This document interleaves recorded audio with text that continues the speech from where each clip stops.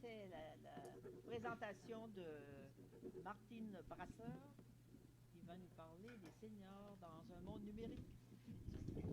Ah, j'ai le truc ici. C'est bon?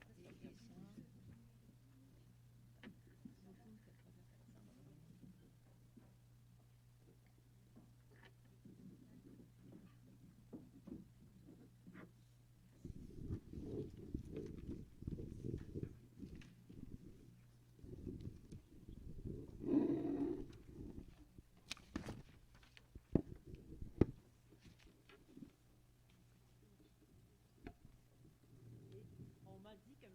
Saint-Jean était là. Oui, Olivier Saint-Jean, il est là. D'accord.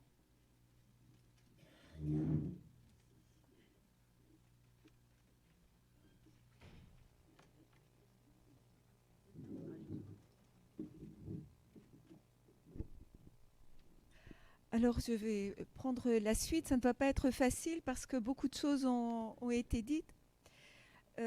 Et en fait, j'espère que l'éclairage que je vais apporter pourra avoir quelque utilité et permettra de continuer à approfondir toute cette question-là.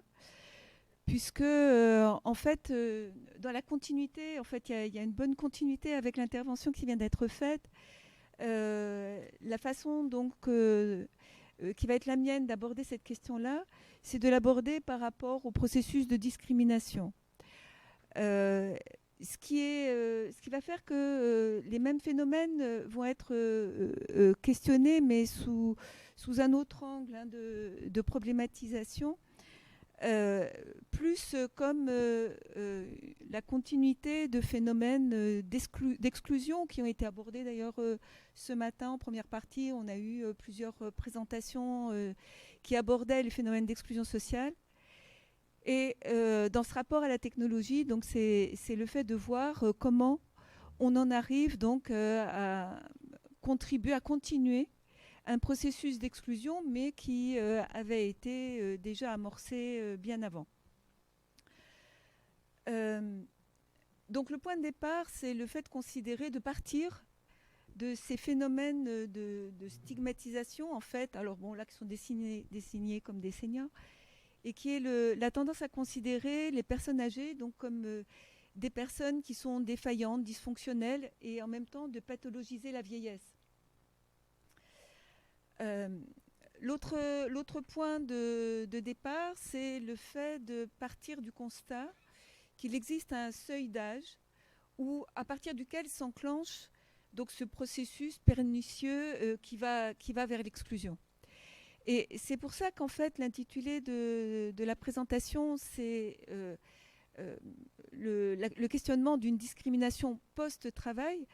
Parce que finalement, ce processus d'exclusion, il se déclenche au sein de l'activité professionnelle, au sein de l'organisation du travail, à partir du moment où, pour quelqu'un même qui a plus de 50 ans, il est considéré que la personne commence à perdre ses capacités d'employabilité. Les personnes qui se retrouvent au chômage, qui commencent même parfois, c'est à partir de 45 ans, peuvent commencer à avoir des difficultés à retrouver un emploi, même pour des postes sur lesquels il peut y avoir des besoins par ailleurs.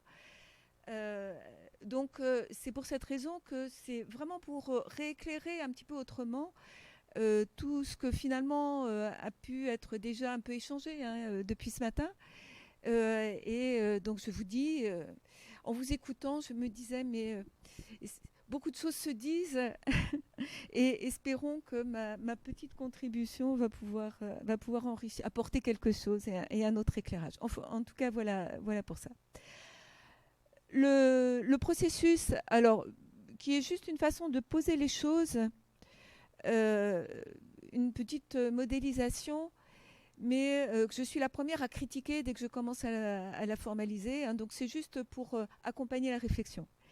Mais le processus finalement qui peut être identifié et qui est un processus qui existe depuis avant ce monde numérique. Et donc là, attendez, donc Anne-Marie Guillemard, vous avez fait votre thèse en 70 sur la mort sociale après la retraite. Ça indique bien qu'on n'a pas attendu le numérique pour retrouver ce processus qui était à l'œuvre. Le tout est de voir ce que cette question du numérique apporte par rapport à ça. Donc je vais juste proposer, mais encore une fois, une façon de visualiser les choses, mais que, encore une fois, je suis la première à critiquer. Alors, donc, qu'est-ce qu'on peut constater? Ça démarre avec une perte d'utilité sociale perçue, l'employabilité, pour pointer ce phénomène de discrimination qui est un phénomène d'exclusion malgré les seniors. Il y a aussi une perte du statut d'adulte pour celui, j'ai mis entre guillemets, de vieux, qui conduit à une perte d'autonomie, une perte de lien social, qui conduit à la dépendance, à l'isolement, et qui conduit au final à une forme de dépersonnalisation et de déshumanisation. Donc, c'est ce processus-là qui est à l'œuvre, qui est repérable, qui n'est pas propre à notre société, qui n'est pas propre à la France, mais qui est repérable. Et la question finalement, moi, que je voudrais amener, même dans la lignée de ce qui a été dit, parce qu'on voit bien potentiellement, effectivement, on pourrait se dire, mais le numérique devrait pouvoir, au contraire, au lieu d'accentuer les choses, devrait pouvoir permettre de sortir de ce processus pernicieux et pourquoi pas d'instaurer un processus vertueux. Eh bien, donc, la question, c'est le numérique. Est-ce qu'il peut permettre d'émanciper la personne âgée et réhumaniser son univers? Et c'est cette question de recherche-là, pour éclairer un petit peu tout ça, que je me propose d'apporter quelques éléments de réponse. Alors, je vais passer peut-être assez vite sur un certain nombre de choses parce que, en fait, je réaborde sous un autre angle ce qui a beaucoup été dit. Mais déjà, pour commencer par partir du numérique lui-même, par rapport à ce qui vient d'être dit, on peut repérer que cette question du monde numérique et de finalement le questionnement qui est le nôtre, de savoir mais est-ce qu'on va vers une émancipation ou une aliénation, et avec le constat qu'il y a un petit peu un balancier qui se fait en permanence entre même voir un discours vers l'émancipation et un discours qui démontre l'aliénation, voire un balancier. Les personnes se retrouvent un petit peu à osciller entre ces deux aspects dans l'impact du numérique sur leur mode de vie. Et en fait, donc ce qu'il faut voir, c'est que cette question-là, c'est une problématique qui est finalement assez ancienne et là aussi qui existe avec la problématique de l'homme moderne, qui a été d'ailleurs traitée par les philosophes. Certains d'ailleurs ont été évoqués ce matin. Je vais au final en reciter Marcel Gauchet, mais c'est juste pour dire que cette question du rapport aux techniques et le questionnement sur l'homme moderne, arrive-t-on à un homme émancipé ou un homme aliéné, c'est une problématique qui est arrivée avec l'industrialisation, notamment avec l'automatisation et toute l'arrivée de la technique dans les années 50, 60, même avant, mais en tout cas avec toutes ces questions-là. Et en fait, Hannah Arendt, donc, il me semble que la question fondamentale est donc cette question-là, la question de ce qu'est l'homme moderne. On pourrait dire presque l'homme postmoderne par rapport à ses premiers travaux des philosophes. Mais en tout cas, c'est bien la question de savoir quelle est la place de l'homme dans cette société-là, et d'une façon beaucoup plus large que pour les personnes âgées, étant donné qu'un certain nombre de choses qui ont été pointées, même avec la fracture du numérique, ne concernent pas que les personnes âgées, mais concernent beaucoup plus globalement l'être humain dans cet univers-là. Et déjà, donc, ce que disait Hannah Arendt, c'est que l'un des éléments qu'amène cette technique, c'est que la personne humaine se retrouve dans un ensemble qui le dépasse et dont il ne peut s'échapper. Et on voit bien, d'ailleurs, avec l'exemple qui a été pris avec la dématérialisation, le fait qu'au final, il y a un mouvement qui est enclenché, qui semble inéluctable, et qui conduit finalement à être dans un univers, encore une fois, moi il me semble que cette citation d'Hannah Arendt est très actuelle, dans la mesure où c'est bien cette question-là de quelque chose qu'on ne maîtrise plus, qui nous dépasse et dont on ne peut pas s'échapper, en fait, et qui est finalement associée à cette question de l'aliénation.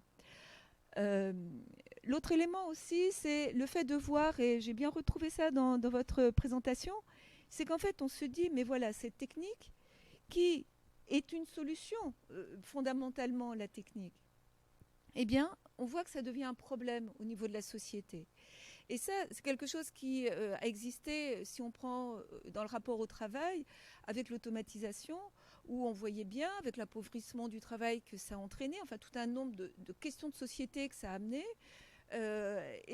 qui faisait que, au départ, ces technologies qui voulaient émanciper l'homme de la pénibilité du travail, par exemple, ont amené un certain nombre de problèmes qui n'avaient pas été anticipés initialement et qui d'ailleurs ne sont toujours pas résolus.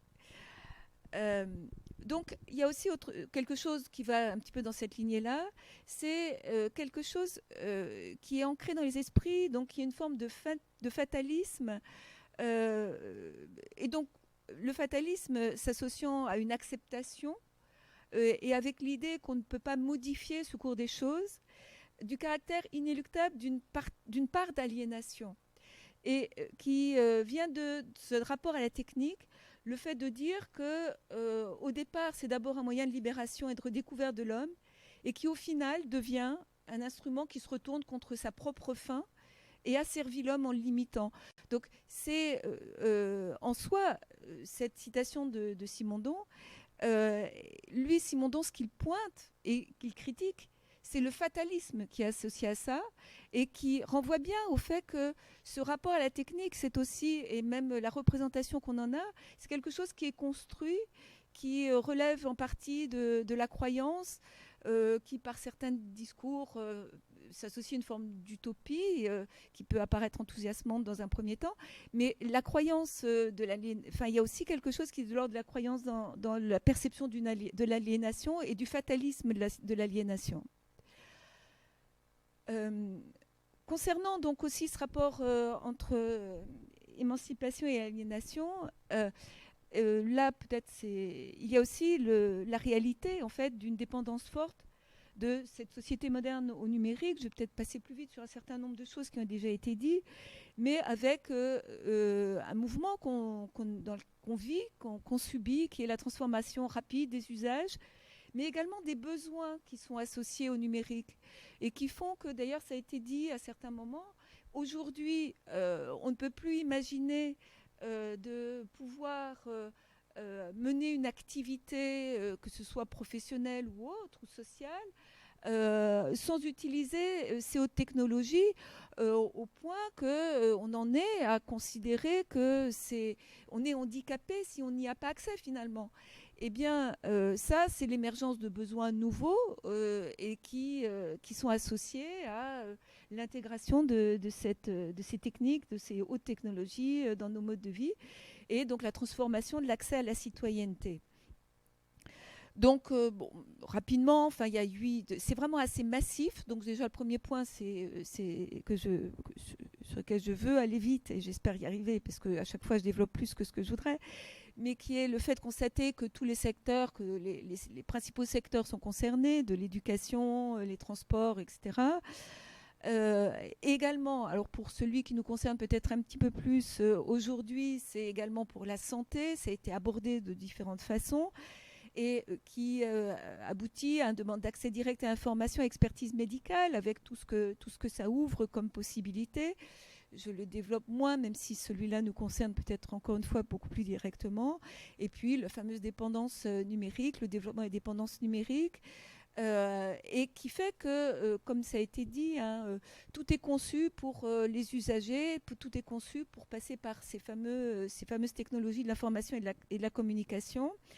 Et avec ces dématérialisations qui ont déjà été évoquées, mais avec également, même par rapport concernant la nécessité d'avoir du matériel et avec tout ce que ça implique dans les modes de vie, le fait de voir que, peut-être un petit peu en complément de ce qui a été dit, que si on prend par exemple le fait que pour les conditions d'utilisation du compte Amélis dans l'assurance maladie, quand on accepte de supprimer les envois papier, et bien en même temps, on rentre dans un dispositif où on n'a plus accès que pendant 6 mois en ligne à ces documents-là. Et qui fait que, assez paradoxalement, à la fois, on a une forme de dématérialisation quelque part, mais qui implique, si la personne veut en garder la trace, qu'elle-même ait tout ce qu'il faut pour pouvoir stocker cette information. Ça ne veut pas dire forcément la rematérialiser, mais en tout cas avoir à son domicile un mode de traitement de cette information qui ne va plus être disponible. Alors, on va dire, c'est peut-être juste un petit exemple, mais qui montre bien qu'il y a donc tout un processus qui implique non seulement le fait de pouvoir accéder à l'information, mais en même temps d'avoir un équipement suffisant pour pouvoir accompagner tous ces éléments-là et continuer à pouvoir gérer cette information. Donc en fait, la question de recherche telle que je l'ai formulée, qui est la question initiale d'un projet de recherche qui n'est pas achevé, eh bien c'est une autre question qui est le fait de comment sortir cette dialectique entre émancipation, aliénation de l'homme moderne. Et la problématique qui est la problématique de la personne âgée s'inscrivent dans cette question beaucoup plus large en fait. Le deuxième point, alors là, peut-être qu'il y aura débat finalement, parce que je n'avais pas...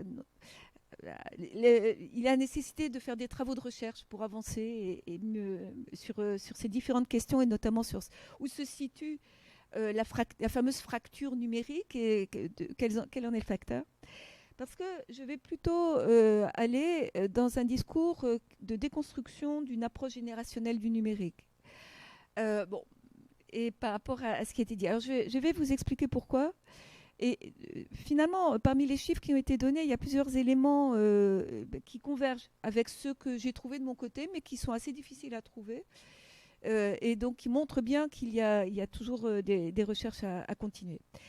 Mais déjà, concernant le fait d'avoir une approche générationnelle du numérique, donc mon propos, c'est de dire que c'est en soi un facteur de discrimination. Pourquoi ? Eh bien, parce que c'est associé déjà finalement c'est quelque chose qui est construit en fait, c'est ça que je veux dire. Comme tout ce qui concerne la discrimination, on est dans une construction sociale des tranches d'âge, de la génération. La génération en soi est une construction sociale. La notion de jeune et de vieux est une construction sociale. Et d'ailleurs, bien souvent, les personnes qui atteignent un certain âge font cette découverte. Notre orateur qui est intervenu, pardonnez-moi, les noms vont m'échapper, c'est Jean-Pierre Aquino qui expliquait qu'il avait été confronté à un problème, il avait été sollicité pour je ne sais plus quelle expertise, et qu'on lui disait qu'il fallait qu'il ne mette pas son âge, parce qu'il ne faut pas mettre son âge, lui est le bon expert et la bonne personne. Mais par contre, il est exclu parce qu'il y a cette tranche d'âge qui a été construite. Eh bien, d'une certaine façon, ça me semble assez conforté ce que je vous dis là, qui est le fait que la notion de vieux, comme la notion de jeune d'ailleurs, et là, cette notion floue au milieu d'adultes, ce sont des constructions. Et que le moment où on devient vieux dans la société, c'est souvent quelque chose qui est un exostéréotype par rapport à la population concernée, c'est-à-dire c'est l'extérieur qui renvoie ça et qui amène la personne elle-même à changer sa propre représentation d'elle-même, alors qu'elle pourrait se retrouver. Après, il y a aussi un endostéréotype de la personne âgée.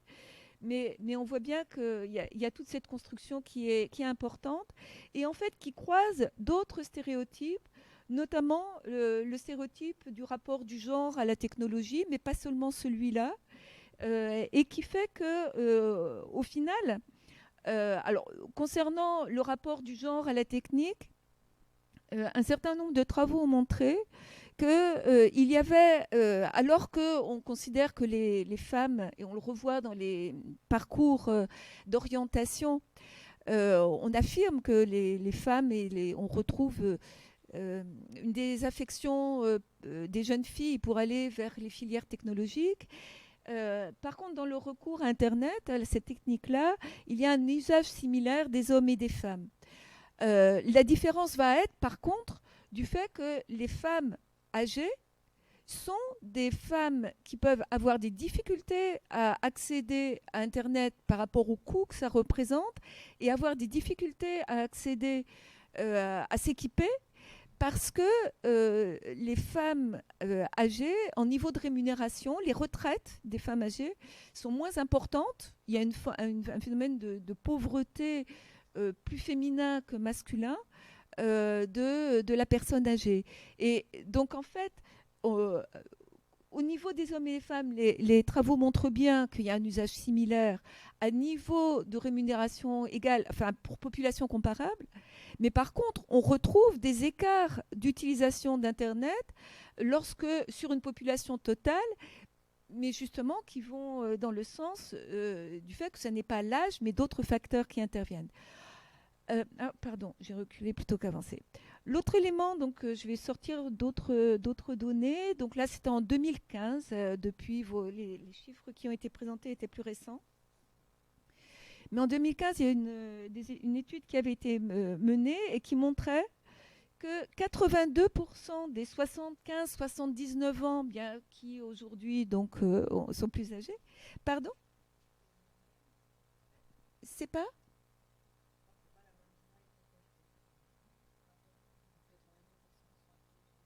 82% des 75-79 ans. Et en fait, ils ont un diplôme de niveau licence ou supérieur qui utilise Internet. Donc, en fait, ce que ça indique, 82%, alors c'est un petit peu moins que ceux qui ont, je ne sais pas si j'ai mis le chiffre, je n'avance pas du... non, je n'ai pas mis le chiffre là. C'est un petit peu moins, puisqu'on est de l'ordre de plus de 95% pour ceux qui ont moins de 25 ans, qui ont, et qui sont dans des études supérieures. Mais en fait, ce chiffre-là montre bien la nécessité d'aller questionner un petit peu plus loin le non-usage et le non-recours à Internet des personnes âgées. Et surtout, mon discours, c'est d'aller à l'encontre d'une conception de la personne âgée qui, finalement, aurait une incapacité fondamentale par elle-même à pouvoir y accéder, puisqu'on se rend compte que déjà, si on regarde le niveau d'études, cette barrière n'est plus là, puisque là, les chiffres sont changés. Donc là, c'est un premier élément pour un petit peu rebousculer ces conceptions-là. L'autre élément, c'est la portée autoréalisatrice des représentations de la vieillesse. Et donc là, je reprends l'étude que vous avez... Pardon ? Terminé bientôt, je n'en suis qu'au début, alors je vais aller beaucoup plus vite. et donc, pour redire que l'accès Internet depuis le domicile, bon voilà, il y a 95% des moins de 50 ans, voilà, et je reviens sur ces points-là. Et sur un point qui a été un petit peu évoqué, vous parliez des EHPAD. Et en fait, toutes les EHPAD n'ont pas de connexion, juste ne permettent pas simplement de se connecter avec le Wi-Fi. Tout l'équipement n'est pas à la disposition. Donc, on voit bien qu'il y a un côté autoréalisateur parce que si effectivement on considère que les personnes âgées n'ont pas besoin, au final, on voit bien comment les processus se transfèrent. Et l'autre élément, je vais donc aller beaucoup plus vite, je vais accélérer mon propos, c'est le fait de dire que, on a parlé tout à l'heure de l'ergonomie des sites et je voudrais aller un petit peu plus loin. Il y a une forme de jeunisme et de machisme qui sont repérés dans l'ergonomie des sites en fait. Et notamment, on parle de l'ergonomie lui-même du site tel qu'il a pu être pensé et qui fait repoussoir pour un certain groupe de personnes. Mais il y a également les algorithmes qui sont utilisés dans tout ce qui est utilisé par ces hautes technologies et qui renforcent les biais cognitifs. Je vais peut-être moins insister sur ce point-là. Mais en tout cas, il y a plusieurs éléments qui vont dans le sens de la portée autoréalisatrice des représentations de la vieillesse. Je voudrais juste dire quelques mots aussi par rapport à cette approche générationnelle sur le mythe de la jeunesse augmentée, enfin le mythe de ces générations des jeunes qui eux-mêmes auraient cette aisance particulière et avec des attentes particulières, etc. Et pour dire qu'en 2018, 46% des non-diplômés donc des jeunes non-diplômés, ne se sont jamais connectés à Internet pour 2% des diplômés du supérieur. Alors ça, c'est la source, c'est les opérateurs, avec toutes les limites que ça peut avoir dans les statistiques qu'ils peuvent établir. 21% des 18-34 ans ont renoncé à une démarche administrative une fois dans l'année parce qu'elle exigeait le recours à Internet. Il n'y a pas que les personnes âgées, c'est un phénomène beaucoup plus large. Et en même temps, un point sur lequel je voudrais en me disant dans ma tête qu'il ne faut pas que je développe, puisque j'ai encore beaucoup de choses à dire que je voudrais pas... Et donc, juste pour l'aborder, c'est le fait qu'en plus, ces générations telles qu'elles ont été définies avec ces profils de génération Y, millénium, etc., sont également dans des demandes, notamment le droit à la déconnexion, des demandes de qualité de vie qui ont émergé. Et donc, il y a une forme de mythe de cette génération Y en permanence connectée qui ne correspond pas à un certain nombre d'études qui ont pu être menées et qui montrent, dans ces jeunes générations d'ailleurs qu'on voit s'engager politiquement récemment, qui ont des exigences autres et qui eux-mêmes peuvent avoir une posture critique par rapport à cette situation de dépendance forte au numérique, et qui peuvent être également en quête d'une intergénérationnalité, ce qui est un autre point. L'autre élément, c'est que la fracture numérique donc, est plus territoriale et socio-éducative que générationnelle. Il y a donc une inégalité entre les villes et les autres. Donc je passe un petit peu plus vite sur ça. Le coût de l'équipement, ça a déjà été abordé. Et le point sur lequel je voudrais revenir, parce que vous l'avez évoqué, il est apparu dans les échanges, c'est le fait que l'approche, vous l'avez appelée de vos voeux, mais on peut repérer déjà que l'approche de la personne âgée dans le monde numérique, c'est-à-dire que la conception même, la place du numérique et la conception de la personne âgée, vont être fonction de l'approche du territoire. Il y a une première approche, en fait il y en a trois dont je voudrais vous parler. La première approche du territoire, c'est le fait d'avoir une conception de la personne âgée comme étant un corps dégradé, en se focalisant uniquement sur les pathologies du vieillissement, en considérant que c'est une personne qui a à prendre en charge, à assister, une personne qui est inadaptée, qui manque de lucidité. Et au final, dans ce monde médical numérisé, dans cette approche du territoire, le fait d'avoir pour objectif à ce moment-là donc cette prise en charge, une efficacité thérapeutique, le fait en même temps d'avoir une idée d'égalité de traitement avec l'utilisation du numérique, et en plaçant le numérique comme étant un acteur central qui va être vecteur des dispositifs et en même temps avec l'idée d'une médecine augmentée. Et les apports de cette approche-là, c'est le renforcement du suivi médical. Il y a aussi la notion d'espérance de vie développée par le suivi et le développement des modes d'alerte et d'intervention. Mais les limites, c'est le fait d'instaurer une inégalité individuelle d'accès et en même temps de conduire à une déshumanisation, une réification, puisque la personne est ramenée à être un corps malade en quelque sorte et qu'il faut prendre en charge. Et cette approche-là génère une dépendance des seniors. L'autre approche va être une approche du territoire par le territoire gérontologique, qui va être le fait de se centrer sur la personne âgée avec l'idée de maintenir cette personne dans son univers en coordonnant sa prise en charge. On est dans une approche du numérique qui va compenser les pertes de l'âge et qui va être un support du contrôle médical. Mais on voit que dans la conception de la personne âgée, la personne va être l'objet du dispositif médico-social. Elle va être plus considérée comme une personne vulnérable, malade, qu'on écoute, qu'on assiste. Mais cette personne reste déconnectée du monde. Et on retrouve à ce moment-là la création, l'autoréalisation d'une personne âgée qui n'a pas besoin de se connecter au final. Et l'apport, c'est l'humanisation de la relation, la préservation du mode de vie, les modes d'alerte et d'intervention.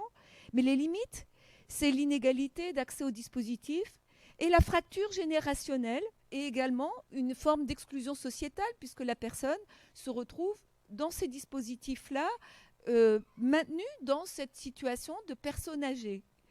Et il y en a une troisième que vous avez évoquée, et je termine sur ça, qui est le fait de parler du territoire inclusif, avec comme principe fondateur la diversité générationnelle, le fait de s'appuyer sur un projet de société, avec des partenariats locaux ouverts. Donc on retrouve aussi dans la notion de territoire cette idée de personnes qui sont en partenariat.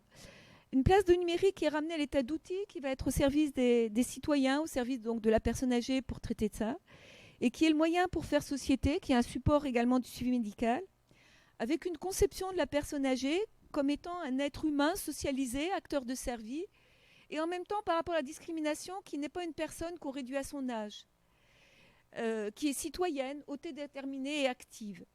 Et en fait, l'apport, c'est le maintien des liens sociaux, de l'autonomie qui est favorable à la préservation du bien-être physique et moral. Les limites, c'est l'inégalité des territoires et également le fait que c'est dépendant de la bonne volonté des acteurs locaux. Donc je termine sur ce point en considérant que, bien, voilà, il y a sans doute à coordonner ces différentes approches et à construire une quatrième approche qui sera peut-être une approche post-numérique et qui intègre l'intergénérationnel et qui également aborde ça. Bon, je passe les éléments de conclusion. Je vous remercie de votre écoute.